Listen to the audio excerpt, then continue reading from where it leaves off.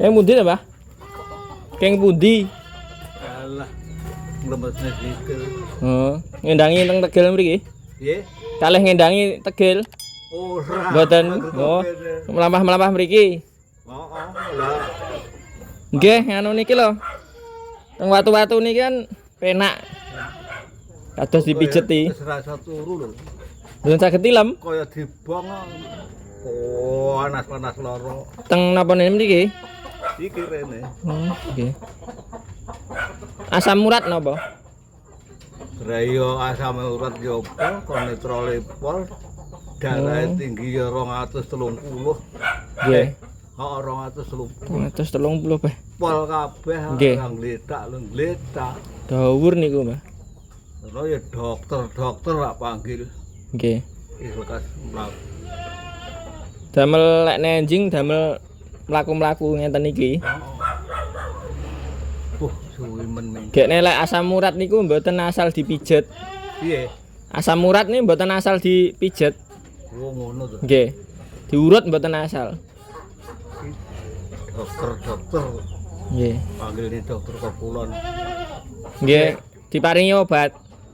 Ya disuntik Nggih, paringi pil niku nggih. lek karo judeg kuwi kon opera jantunge karo paru-parune kon ganti kon operasi ndak kuat Operasi no. mati ya pindho judeg pun Nggih.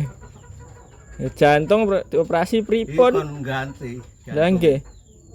layak to mlaku ki zaman jungkir walik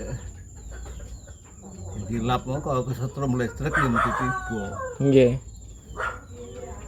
Lek nedhi jangane nganu pun damel kacang ngoten niku. lah kuwi jan ngati-ngati lah aku mau Lah nggih. ngati-ngati Mamen apa?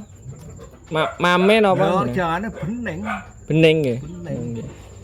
Nggih niku. Kadang-kadang kono diwul kuwi kok jagung Nggih. jan aku ya sengkan lek di beras iki gisine akeh Nggih. jangane bening Asam urat darah tinggi nggih.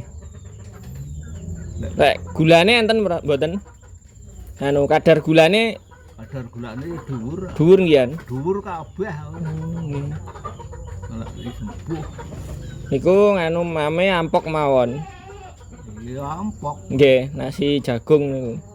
kumat ya kaya kesetrum listrik niba ya Pun lah nganu. titik ra iso nyeret sikil ra digendong ndak kena Oh, panas kanu ngoten, lemes ngoten.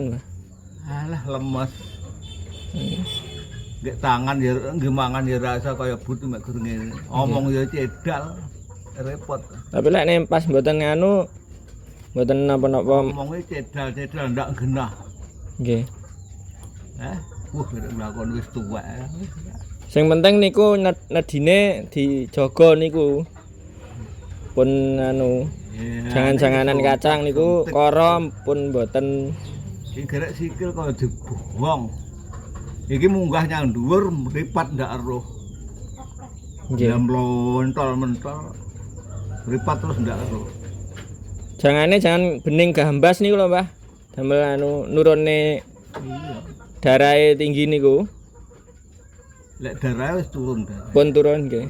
suntik burung tak tekne nek Nggih. Anu mriki napa mriko? lek ngecek lah Nggih. lek ngecek ngene galih kono Mboten mriku. tapi lek obate ya Kingkilan. paling anu ya jeni Nggih. kurang sip Nggih, kurang anu dosise kurang dhuwur. dokter Hendrik Teng mriko nggih. oh dang judeg kuwi Oh, dudek mriku. Nggih. Mriko nganu kathah sing cocok mriko. judeg Nggih. ayo ra disuntik lho mek guru gawani obat Katut anu kalih dipriksa ngoten. heeh Nggih dipriksa kadar gula napa? Teng mriko. Engko wajib sing anu aku wis ndak anu aku kuwi ndak krungu kupingku barang malih budek kok ndak Nggih. omong wong ngomonge ndak genah Nggih. Suraya kabeh Pun anu, Mbah, pun sepuh. Riyen nyambet damele pun dangu. Beh, nyambut gawe los. Lah nggih. Nggih maklum. Riyen sering nyunggi napa? Mikul nyunggi niku nggih. Mikul ya nyunggi. Mikul iki ya kok kali jauh ang Brejo. Wah, melampah keng mriko. Mlaku no. Tuwa beh. 14 niku selawe 2 meter. Mendino. Ben dinten niku. Heeh, engko mangkat jam 12 isuk wis teko Brejo. Lah niku pinten kilo keng mriko? Yo akeh lah. Enten 8 kilo nggih. Ya meh. Lah nggih. Sek ben dinten. Golek nyang kayu ya ndak umum. Nggih. Lek kayu alas kene, engko lek kene sepi. Ganteran kali jauh mendino. Ben dinten nggih. Sek tebih kok. Lek nggawa trae sik enom. Nggih. Nggawa pokoke kena diuling ya wis kuat. Nggih. Sak kuat-kuate niku. Kuat. Nggih. Nek nek saged betone ageng. Wani. Nggih. Soale kan Bandung. Nggih. Bandung iki pokoke diulik ngono wis kuat. Nggih. Nggih barang silian iki derek remuk. Pak Nyoto ora kan Bandung. Nggih. Bandung. Wah, nggawa ra umum nek gogong biasa. Oh, tong telu ndak kuat. Riyen Mbah Nyoto niku berarti nggih betone wageng-ageng. Beuh, ndak umum lek Pak Nyoto. Niku nggih. Pak Nyoto ku ra umum nggawane. Nggih, nggih. Gawa Pak Nyoto digawa wong loro ndak kuat. Boten kiat. Oh, mbiyen. Sakniki mboten nate medal kok. Alah, Mpun nganu niki blereng punan. nggih ora karo bojone ya piye. Nggih. Ndak akur karo anake ra akur. Nggih. Anake Wong ngeten niki omong-omongan ngeten niki pun mboten genah, Mbah. Jarak sak meter ngeten niki pun mboten lah aku genah. genah. Nggih. Tapi lek banter ngene iki sik genah. Riyen tirose katarak ngoten niku lho, terus mboten diklembet. Dados mboten Weh, roh sakniki. matane piye-piye. Mboten roh sakniki. Blas tirose. Lah kerjane yo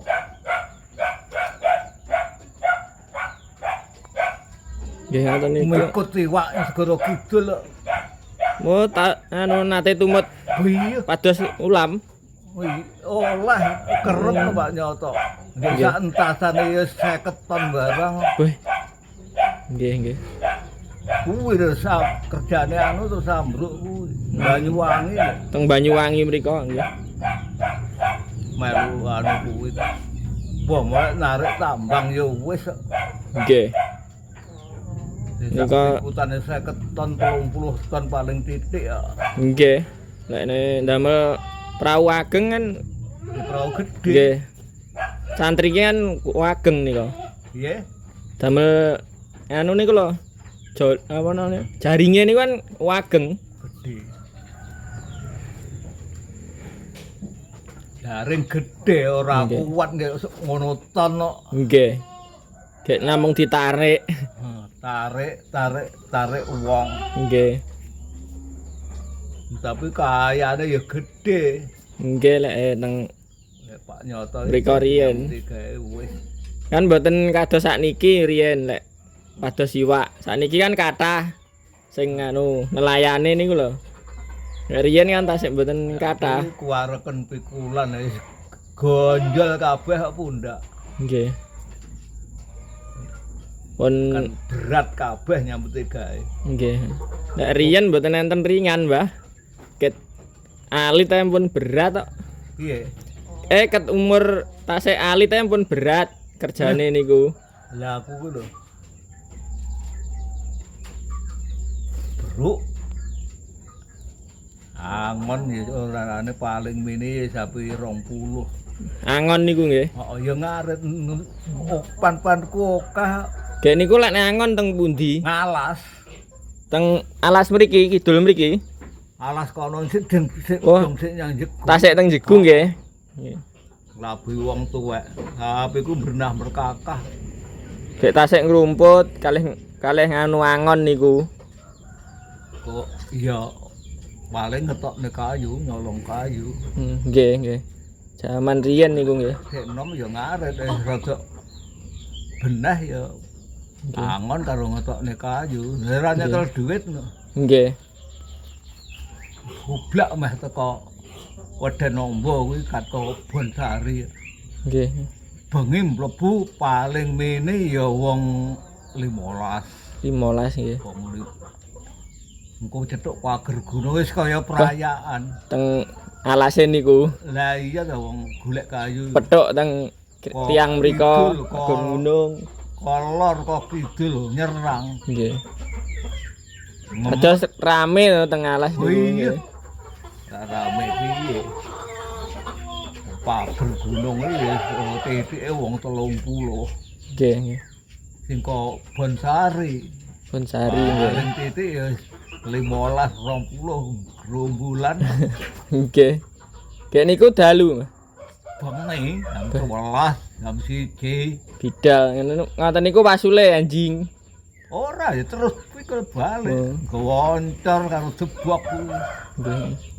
Engko bar di Jokor kuat dirimbas. Diwehi jebok ngen pundake. Ngoten niku riyen mboten ditunggu to. Mantri. Enten iya nih Oh, iya. punan. Piye to ya mantri ya mandor. Tapi jan leput. Ya Nggih. Badan kula ngoten niku mboten enten riyen. yo kereng-kereng mantrine ya ndak umum Nih. ijan iki gawe mlakune gawe jaran kok. Nggih. Meletet karo jaran Niku zamane Pak Harto nggih, Mbah. zamane Tukijan Anu presidene Pak Harto. presidene si Pak Karno. Pak Karno niku tasian. Karno. Hmm. Soeharto wis sudak 5 sudak wis meh sudak pira sudak 5 sik gestok. Nggih. Ya kiwa tengene setahun swidak wis iya. Niku jenengan Joko tasian. Iya. Nggih, nggih. Tahun 2005 niku nggih. Sudak 5 peristiwa. Nggih. Aku nggawa kayu mblek kae kobok ngunut ngidul. Oh.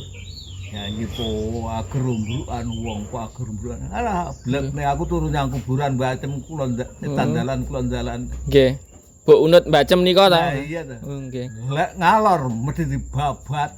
Oh, ampun dicegat teng ler nika. Bek buk ngunut. Hmm. Oh, ireng-ireng. Pating celorot birange. Terus jenengan tilem teng kuburan niku. Nang kuburan. Kersane mboten roh ngoten. Ndak ero kayu tak gua. Alah, Nggih. donya nggih apa pokok aku urip. Nggih. Lah wong nyolong kayu disebut PKI. Ijane manol, Nggih. golek manolan. Niku sing dipateni niku nggih tiang nyolong kayu to, Mas?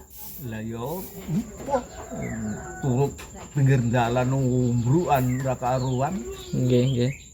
Pateni kidule buk ngunut kae pinggir dalan ngumbrukan wong lho. Nggih. Diarani PKI niku. Bacok nyang kono iki. Ajan. Apa urip apa mati jarekan. Nggih. Balik isu. Ngentosi bubar niku. Alah. Ora roh, ora eneng wisan.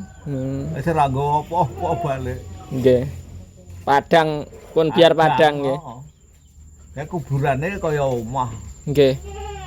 Gede-gede alah. Kok mboten balik ngidul malih? Bolang ngidul kaya bengi apa yang kali jauh ana lho.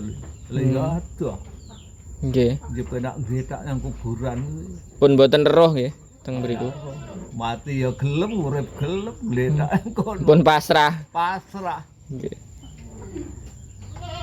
Gak pesan tua kaya ngene awake iki lho. Nggih, nggih pun dangu lek nyambut damel kok, Mbah. Ayo nyambut gawe wis stop. Nggih. Iya. Ora duwe meh enek 3 hektar apa kok. yo mluku yo anu ndi no mluku Nggih.